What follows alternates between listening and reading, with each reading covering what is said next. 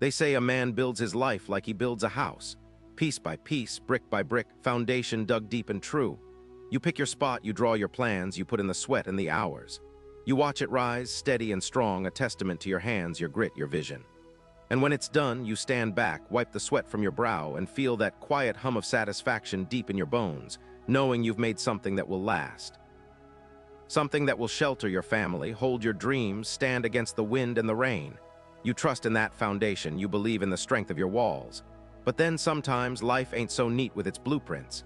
Sometimes, for reasons you can't fathom, the earth beneath your feet just shifts. The ground you trusted starts to crack. The walls you painstakingly raised begin to groan, then buckle. And before you can even catch your breath, before you can truly understand what's happening, the whole damn thing comes crashing down around you. All that hard work, all that certainty, all that pride reduced to a pile of rubble and dust. And you're left standing in the wreckage, covered in the fallout, wondering if there's anything left to salvage, anything left to build from. That's when you find out what kind of man you really are. That's when you learn if you've got the guts to dig again, to lay a new foundation, to build something even stronger, even smarter out of the very dust of your despair. That's the kind of truth Marcus knew. Not from a book or a preacher, but from the raw, unvarnished school of hard knocks. At 45, he was a man built for brick and mortar, for the heavy lift and the straight line. You'd see it first in his hands. Calloused, scarred, the knuckles thick as walnuts, the fingertips permanently smudged with a mix of dust and engine grease. They were the hands of a man who didn't just direct work, he did it. He had a way of looking at a problem, whether it was a sagging beam or a leaky pipe, that suggested he'd already figured out 3 ways to fix it before you even finished explaining.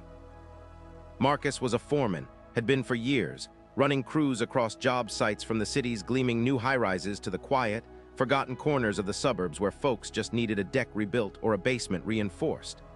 His face was a map of his working life, lines etched around his eyes from squinting into the sun, a perpetual slight frown of concentration between his brows. His skin, tanned and weathered, spoke of countless hours spent under an open sky battling the elements. He carried himself with a quiet authority, not the kind that needed to shout or puff out his chest, but the kind that came from knowing his trade inside and out, from earning respect one honest day's work at a time. His eyes, though, that's where you'd see the deeper story. They were a steady hazel, observant, always taking in more than he let on. But lately there was a tiredness in them, a subtle weight that wasn't just about early mornings and late finishes. It was the kind of weariness that seeped into a man's soul, leaving a faint shadow even when he smiled. He was dependable, Marcus was. Rugged, sure, but not in the wild, untamed way, more like an old oak, gnarled and strong, standing firm against whatever storm came his way. You looked at Marcus and you didn't see a man who was broken. You saw a man who'd been through the grinder, come out the other side, and somehow, by sheer force of will, was still standing, still working. Still getting up every damn morning to do it all again. He held a quiet pride in that, a deep-seated belief in his own 2 hands, in his practical common sense. It was a pride born not of ego, but of sheer, stubborn capability, forged in countless hours of sweat and problem-solving. But beneath that solid exterior, if you looked close enough, especially when his guard was down, you might glimpse a flicker of something else, a fear, ancient and cold, of what might happen if that capability ever failed him, if he couldn't keep that foundation solid for his family. He usually wore a faded work shirt, the sleeves rolled up to reveal forearms corded with muscle, and jeans that had seen better days but were clean enough for any family dinner. A worn leather belt held them up, a practical tool pouch often slung low at his hip even when he wasn't on a site, a habit born of readiness. He was a man who looked like he could build you a house from scratch, then sit down and have a beer with you on the porch you just put up. There was a quiet strength in his presence, a sense of groundedness that made other men listen when he finally spoke, his voice a low rumble, always steady, always sure. His world revolved around his family, Sarah, his wife, a woman whose calm patience had been the anchor of his life for 20 years. Leo, their 15-year-old boy, all lanky limbs and a burgeoning interest in wrenching on cars, and Chloe, 12, sharp as a tack and always with a book in her hands. Their modest suburban house, the one with the well-tended but small garden in the back, was his sanctuary, the place he returned to after a day of wrestling with steel and concrete. It was lived in, comfortable, filled with the everyday sounds of family life, The clatter of dinner plates, the distant thrum of a video game, the hushed murmurs of a bedtime story from years ago, still echoing in the quiet corners of his memory. This was what he worked for. This was what he protected. And this was what he believed he had built so solid it could never fall. The alarm on his phone, a practical, unmelodious buzz, sang its 5 a.m. tune without fail, every single weekday. Marcus would swing his legs out of bed, the familiar ache in his lower back a constant companion, a ghost of countless heavy lifts and awkward angles. Sarah would stir beside him, a soft murmur, but he'd already be halfway to the kitchen, the ritual as ingrained as breathing. Coffee, black and strong, was the first order of business, sipped in the pre-dawn quiet, watching the streetlights cut through the lingering dark. A brief moment of peace before the day swallowed him whole. Then came the drive. The city still sleepy, only a handful of other early birds sharing the road, truckers, hospital staff, other foremen heading to their sites. He'd navigate the maze of concrete and steel, past the skeleton frames of buildings he'd helped raise, past the empty lots that would soon become someone else's dream. His mind, still half in the quiet hum of the engine, would already be running through the day's schedule. Materials, deliveries, crew assignments, potential hiccups with inspectors. It was a familiar dance, one he'd led for 2 decades, a rhythm so ingrained he could almost do it in his sleep. On sight, the change was immediate. The quiet authority in his voice, the way his eyes scanned a blueprint or a scaffold, missing nothing. He was in his element, orchestrating the ballet of heavy machinery and skilled hands. The scent of sawdust, wet concrete, and freshly cut rebar was the perfume of his life. He found satisfaction in seeing a structure rise from the ground, a tangible monument to his team's effort. He took pride in the precision, the sheer, undeniable solidity of what they built. But lately, that solidity had begun to feel less like a foundation and more like a fence around his possibilities. The days blurred one into the next, a relentless cycle of problem-solving and physical exertion. The sun would rise, bake them on the job, then set, leaving him tired, smelling of sweat and dust, and often with a dull throb behind his eyes. He wasn't building his dream anymore. He was managing someone else's, making sure the budget stayed tight, the deadlines were met. The joy he once found in the creative act of construction had, over the years, calcified into a sense of duty, a routine he knew so well it had become almost invisible. He was good at it, damn good, and the steady work meant a steady paycheck, a secure existence. But an unspoken question often nagged at the back of his mind. Was this it? And the bills? They piled up on the kitchen counter like uninvited guests, each crisp envelope a reminder of the relentless pull of necessities. Mortgage, utilities, car payments, Leo's growing appetite and expensive tech gadgets, Chloe's art supplies and school trips, the endless parade of groceries. Every month the numbers stretched, sometimes pulling taut, sometimes fraying at the edges.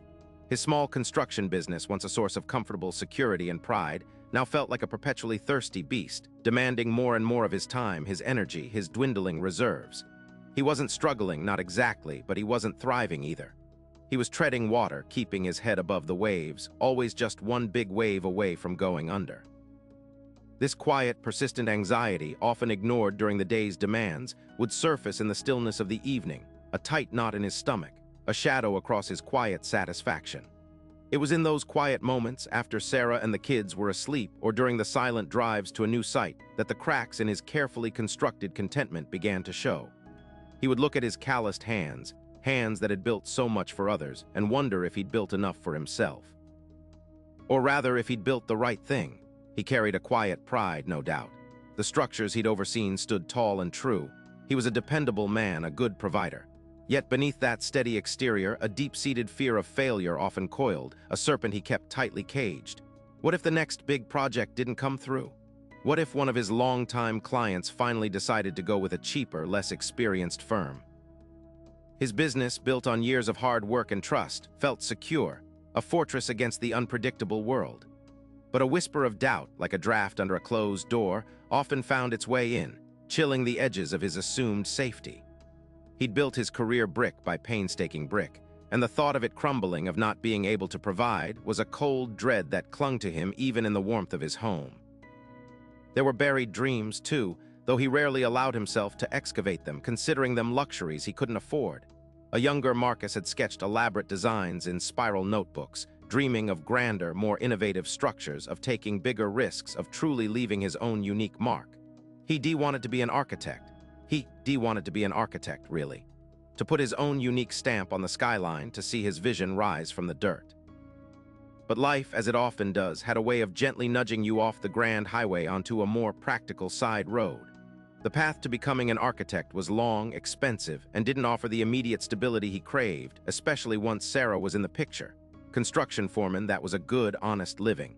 It was building, just not always his designs. It was solid, safe, and sometimes safe felt like a cage woven from good intentions and responsibilities. The gap between the young man with the sketchbooks and the seasoned foreman with the steel-toed boots was a silent testament to the compromises life demanded, a gap he'd long since papered over with the relentless rhythm of his days. His days. They started before the sun considered it polite to show its face. The alarm on his phone, a persistent buzz, would tear through the quiet dark at 5:00 a.m. sharp. Every morning, the same routine.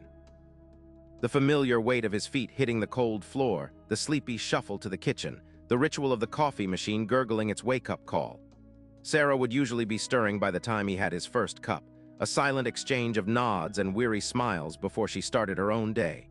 He'd pack his lunchbox, usually a couple of sandwiches, an apple, maybe a handful of nuts, with a practiced efficiency born of thousands of repetitions. Kiss Sarah goodbye, a quick pat on Leo's head if the boy was already up and glued to his phone, a whispered promise to Chloe he'd be home for dinner. Then, out into the pre-dawn hush of the suburban street. The drive was his buffer, a liminal space between the quiet hum of his family home and the loud, demanding symphony of the construction site. Miles of asphalt unspooled under his tires, the radio a low murmur, sometimes talk radio, sometimes classic rock, just enough to fill the void without demanding too much thought. His mind would already be ticking through the day's schedule. Lumber delivery, concrete pour, plumbing inspection.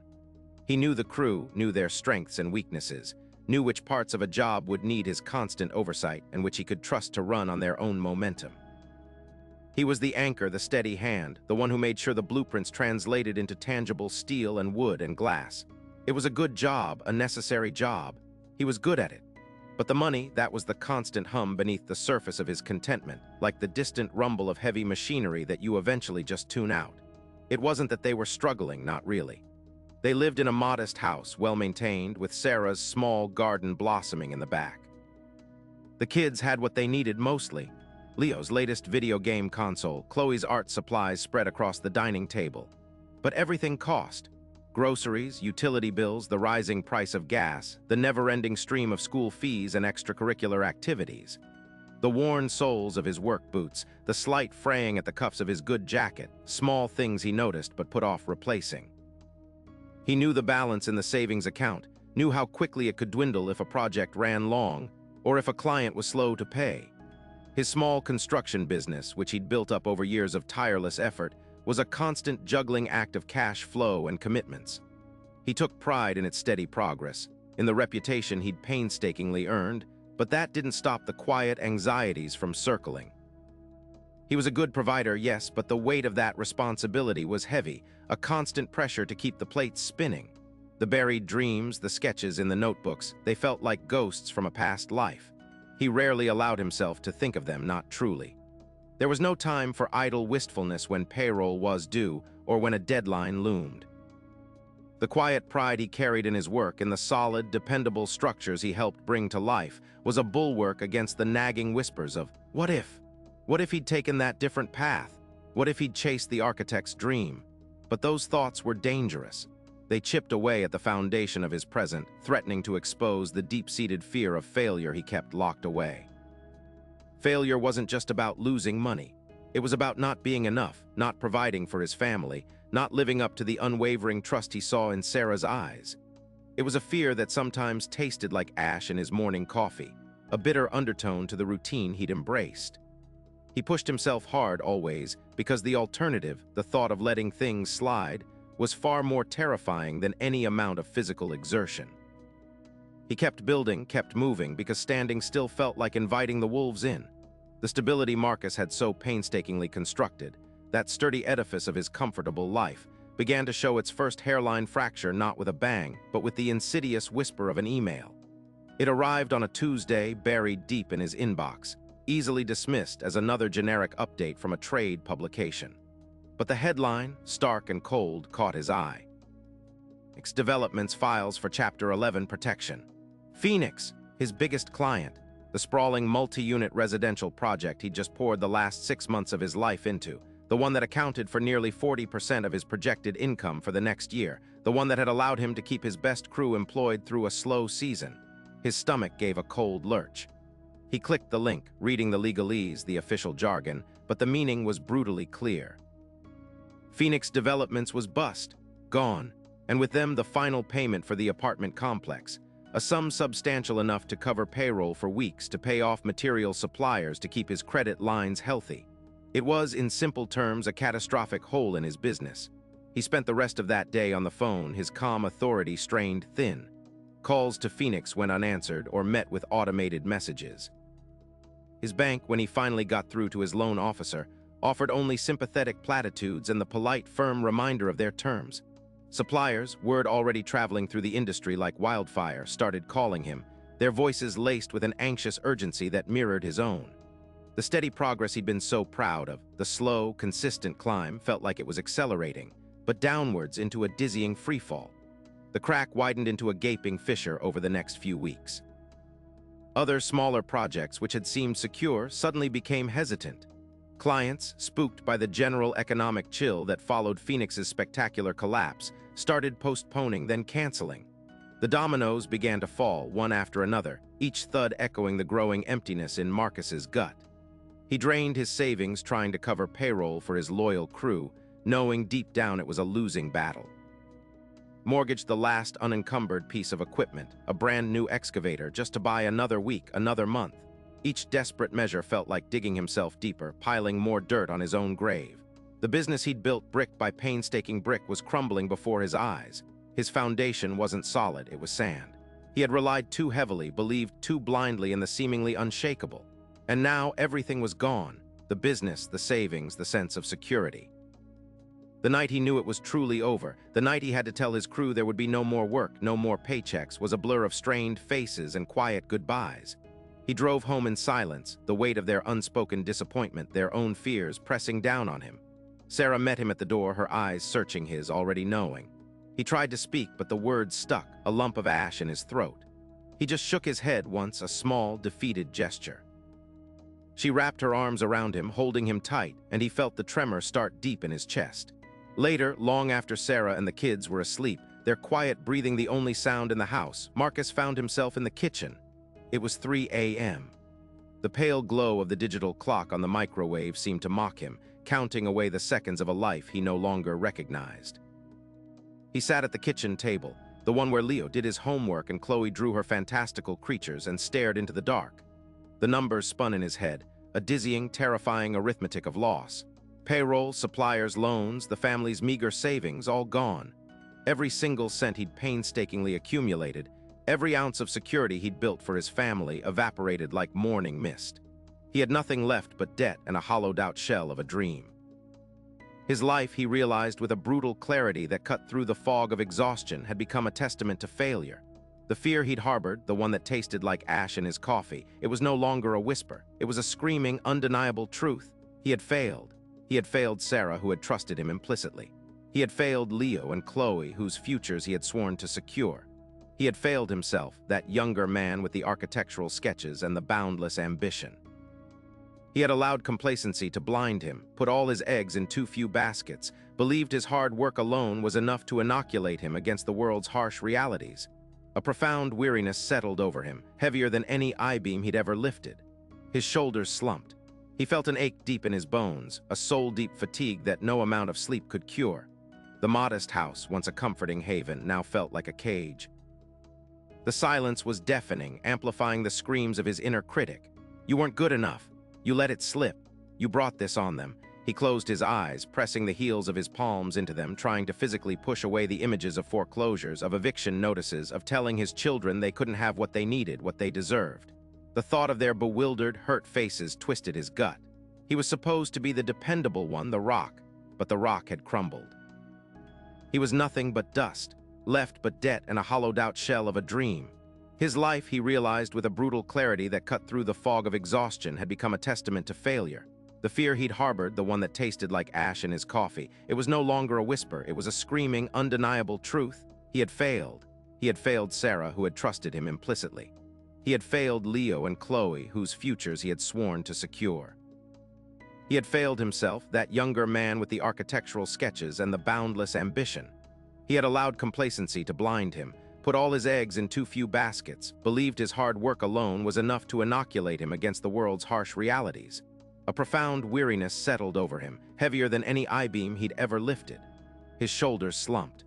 He felt an ache deep in his bones, a soul-deep fatigue that no amount of sleep could cure. The modest house, once a comforting haven, now felt like a cage. The silence was deafening, amplifying the screams of his inner critic. You weren't good enough. You let it slip. You brought this on them. He closed his eyes, pressing the heels of his palms into them, trying to physically push away the images of foreclosures, of eviction notices, of telling his children they couldn't have what they needed, what they deserved. The thought of their bewildered, hurt faces twisted his gut. He was supposed to be the dependable one, the rock, but the rock had crumbled. He was nothing but dust. He was nothing but dust. The words echoed in the empty spaces of his mind. He lay there, the cheap synthetic carpet rough against his cheek, feeling the cold seeping from the floorboards into his very bones. His chest ached with a hollowness that seemed to consume everything. And then a flicker, not of hope, not yet. More like a spark from flint struck against a harder rock. Dust, yeah, maybe. But even dust can settle, can form a layer, can be swept away, or sometimes, with enough pressure and time, can become part of something else. Something solid. He wasn't a man who stayed down. It was his deepest fear, failure, but beneath that, harder than granite, was an unshakable belief in his own capability. Not to avoid falling, but to get back up. He pushed himself up slowly, his muscles screaming in protest from a day of pointless, exhausting worry. He walked to the kitchen, the linoleum cold under his bare feet. He didn't turn on a light. The faint glow of the street lamp filtered through the window, painting the familiar space in shades of gray. He stared at the chipped formica countertop, at the worn edges of a cutting board left out from dinner. Enough, he whispered, the word a rasp in his throat. It wasn't a plea. It wasn't a question. It was a statement, a boundary. He didn't know what enough meant yet. Enough. The word hung in the quiet kitchen, a silent pact he made with himself. He didn't know what enough meant yet, not exactly, but he knew what it didn't mean. It didn't mean giving up. It didn't mean letting fear win. It meant getting up. The next morning, the alarm went off at 4:30 a.m. Not his usual 5 a.m., but 4:30. An extra half hour he didn't really have a plan for, just a gut feeling he needed it. Dressed in old work clothes, the ones he usually kept for the dirtiest demolition jobs, the ones he wouldn't mind if they got further stained or torn. He drove to his wrecked workshop, the faint morning light casting long shadows across the busted corrugated iron. The sight was still a punch to the gut. Twisted metal, splintered wood, tools scattered and broken like children's toys after a tantrum. But instead of just staring, he started picking things up, methodically, clearing debris. Salvaging a still intact wrench, a usable bucket, a coil of salvaged wire. It was mindless, heavy work, but it was doing. His phone was a dead weight in his pocket. He needed to make calls, swallow his pride, but first he needed to feel solid ground under his feet, literally and figuratively. He called a couple of old contacts, not for big jobs, not for Marcus and Sons construction, but for anything. A small framing repair, a concrete pour for a backyard patio, helping a buddy move some equipment. He felt the shame of it, having to ask, but he pushed through. By noon, he'd landed a lead for a small deck repair, cash under the table. It wasn't Marcus and Sons construction, but it was a start. A small, gritty, undeniably real start. By day 3, the deck repair was backbreaking. Splintered wood, rusty nails, a homeowner who kept changing their mind about the design. Marcus was tired. Not just physically, but a soul-deep weariness that made his limbs heavy and his mind slow, like trying to think through molasses. He thought about the pride he used to feel, driving home after a big job, knowing he'd built something substantial, something that stood strong. Now he was fixing someone's rotten porch for a few $100. He called a supplier about some materials for a potential bigger project, a long shot, a desperate reach, and got a polite. "Mr. Davies, your account is past due. We can't extend further credit at this time." The line went dead. He slammed the phone down onto the scarred kitchen table, the plastic casing rattling against the wood. A knot formed in his stomach, cold and hard. Is this it? He wondered. Am I just a glorified handyman now, chasing scraps?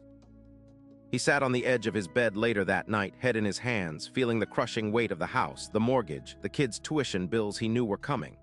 The temptation to just get a steady, safe job, to let go of the dream of owning his own business again, was a siren song in his ears.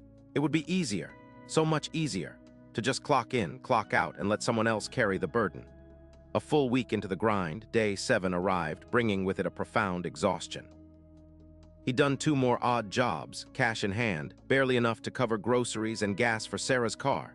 Sarah looked at him with worried eyes, trying to hide it, but he saw it.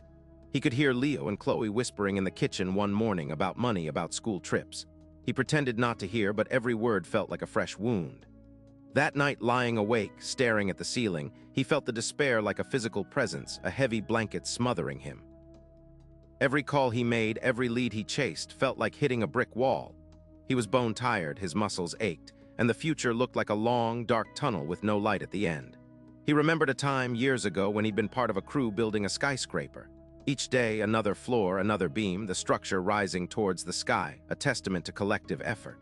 Now he was digging a ditch, one shovel at a time, and the hole just seemed to get deeper. He wanted to quit. Uli did. He imagined telling Sarah, "It's too much, I can't do it. I'm just going to go get a job at the big construction firm downtown." The words formed in his mind, bitter and heavy, but then he pictured Leo looking up at him, asking with a quiet desperation if they were going to be okay. He pictured Chloe with her stubborn little chin, her unwavering trust. He couldn't say those words. He just couldn't, not to them and not to himself. Day 14. 2 weeks had turned the initial spark into a dull ache, a constant throb under his skin. He'd been chasing a contract for a small office renovation. A decent project, not huge, but enough to get some momentum, to feel like Marcus Davies, the builder again. He pored over the blueprints for days, stayed up late sketching out estimates, making endless calls to subcontractors who were now hesitant to work with him. He even felt a flicker of his old self, the architect of possibilities, the man who saw solutions where others saw problems. He submitted the bid, feeling a cautious optimism, a rare commodity these days. Then the email came. Not a phone call, not a meeting, just a polite, impersonal rejection. "Thank you for your submission, but we have decided to proceed with another contractor." Just like that. 2 weeks of hope gone in a single digital sentence. He felt the familiar anger surge, hot and quick, then recede into a cold, crushing disappointment that settled deep in his chest. He went to his wrecked workshop that afternoon, not to work, but just to sit amidst the debris. He picked up a splintered 2x4, ran his calloused thumb over the rough wood, feeling the grain. He'd failed. Again. Closed his eyes, remembering the feel of solid concrete under his boots, the smell of freshly cut lumber, the immense satisfaction of a job well done, of stepping back and seeing his vision made real. Had he lost it? Had the Marcus touch disappeared with his business, swallowed by the economic tide? A tear, hot and unwelcome, traced a path down his cheek. He wiped it away roughly, angry at himself for the weakness. His chest burned with a mixture of exhaustion and frustration. Tired, so tired. But then as he sat there, surrounded by what was left of his old life, he saw a glimmer, just a sliver of light catching on a half-buried tool. An old, reliable level, crooked, slightly bent, but not broken. He picked it up. It felt heavy and solid in his hand, familiar, dependable. No, he thought, the word a quiet echo in the silence of his ruined space. Not gone, not yet. I just gotta adjust the angle. He wouldn't quit, not now. Not ever. That old level in his hand, bent but not broken. It was more than just a tool. It was a sign. A gut punch of clarity. Marcus didn't just adjust the angle, he adjusted his angle. The next morning, he didn't go back to despair. He started. He started small. Instead of mourning what was lost, he looked at what was left. He hauled out the pieces of machinery that could be salvaged, even if they were just for parts. He spent days cleaning, organizing, categorizing. It was tedious, dirty work, the kind he used to pay someone else to do. But with each piece he sorted, each bolt he cleaned of rust, a little more clarity came. He started talking to people again, not just about big projects, but about anything. A neighbor needed a leaky faucet fixed. A small church needed a ramp built for accessibility. Jobs he would have scoffed at a year ago, now he took with quiet determination. Sarah noticed it first. The dark clouds that had hung over him like a perpetual storm seemed to lighten. He still looked tired, but it was a different kind of tired now, not the exhaustion of defeat, but the weariness of honest labor. One evening, she found him at the kitchen table, not staring blankly at bills, but sketching. Diagrams of new construction methods, notes on sustainable materials, even a few lines about online advertising, something he'd always considered for. "Other people? What's all this, hun?" she asked, a tentative hope in her voice. He looked up, a faint smile touching his lips. Just figuring things out, different ways to build, smarter ways. He wasn't just fixing things anymore, he was learning. He enrolled in an online course on advanced structural analysis, something he'd always meant to do but never found the time for.